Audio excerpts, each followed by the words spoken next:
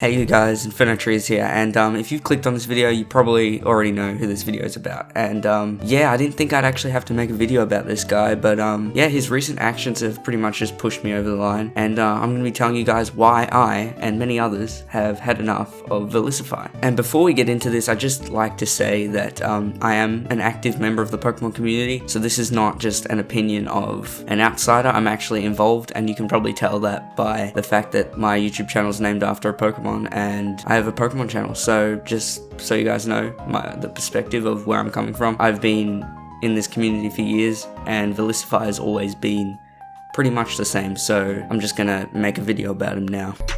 My wrist is so stupid, they call it Verlisify. I'm going to start off this video by talking about Verlisify's drama that he started with Pimpnite last year. And honestly, this was a pretty bad situation for Pimpnite because Verlisify sent false accusations his way. And honestly, Pimpnite's just one of those guys that never gets involved with this kind of stuff. So it's just so weird that Verlisify would go after Pimpnite. Anyway, so at the time, Pimpnite was growing pretty fast for this time. I think it was probably one of his best growth that we've ever seen for his channel. And basically, Verlisify decided that he was going to make an exposed video on him for apparently cheating. Not cheating, but hacking in Pokemon into the game. And if you guys know, there's a whole lot of drama about that in the Pokemon community. You know, there's a couple people that, I mean, most people accept it, but a small group of people just can't get their minds around the fact that people don't have the time to do that stuff and that they don't have to. But I have a whole video on that. I'll link it in the description. Pretty much an overview of why Pokemon doesn't have a cheating problem and why they need to accept that some people actually do use hacking programs, but that's just a whole nother video. Verlisify sent claims that Pimpnite was hacking in his Pokemon for his videos, and while this isn't even that bad, it was proved false. He had no evidence, and Pimpnite was able to clearly back up the fact that he did not cheat at all. And honestly, it was a really bad situation for Verlisify, but nothing happened out of it, and it was just a little bit of drama that happened, and this whole situation really makes you wonder what was going through his head when he decided to launch these false accusations his way. Now, something I'm going to talk about now is actually his stance on hacking in Pokemon, which you could probably already tell. He is very vocal about not liking people hacking in Pokemon, and this is just one of the reasons a lot of people, myself included, find him really annoying, because he kind of just doesn't stop talking about it. It's one of the main things that you go into his video, and he thinks that people that hack are just some kind of subhuman species, and he thinks that if you hack in Pokemon, you're just a degenerate. And honestly, it's so weird. He's so unaccepting of people that hack in a children's video game, yet he's openly a furry, and I just find that really weird how he can't accept these things, and he's disliked so many people, yet he expects people to respect him because he's a furry, and he's like, oh, everyone hates me because I'm a furry, despite the fact that that has nothing to do with it. Yet he can be against all these people that hacking in a children's video game is really making him this upset. And it's because of this mindset that he has that he puts himself on this moral high ground,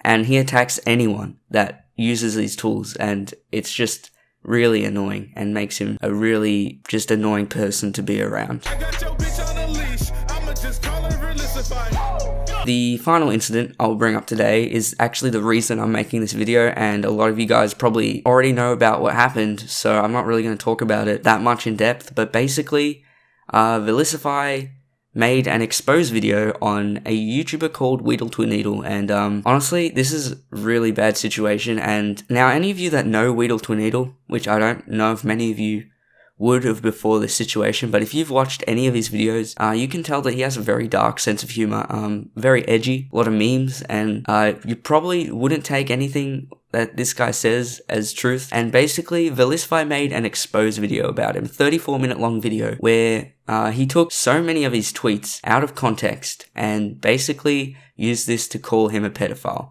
Now, this is just disgusting, and he goes on this video calling WeedleTwinNeedle disgusting, but the fact that he did this could possibly stain his career forever. Even though these allegations aren't true at all, if someone calls you out publicly, and Verlisify has about 430,000 subscribers, now WeedleTwinNeedle has all these people going after him, calling him a pedophile, and he has no evidence, yet all his subscribers just believe what he's saying. But anyway, there was something that WeedleTwinNeedle did that did deserve the video made on him. He did harass this person called Neve on Discord and on YouTube as well, and I think that he kind of did deserve a little bit of this backlash for what he did, but calling him a pedophile is completely irrational. And of course, he did take his harassment with this user online a bit too far, and he shouldn't have done that, and he deserves, you know, some backfire onto him for what he did. But calling him a pedophile is just, you should not have done that. And Verlisify definitely should take down these videos, because if WeedleTwinNeedle decides to take legal action, he's in big trouble, because he has a case. This is direct slander. He's called him a pedophile without any proof whatsoever. What makes this worse is that he went after every single PokeTuber that was in WeedleTwinNeedle's Discord.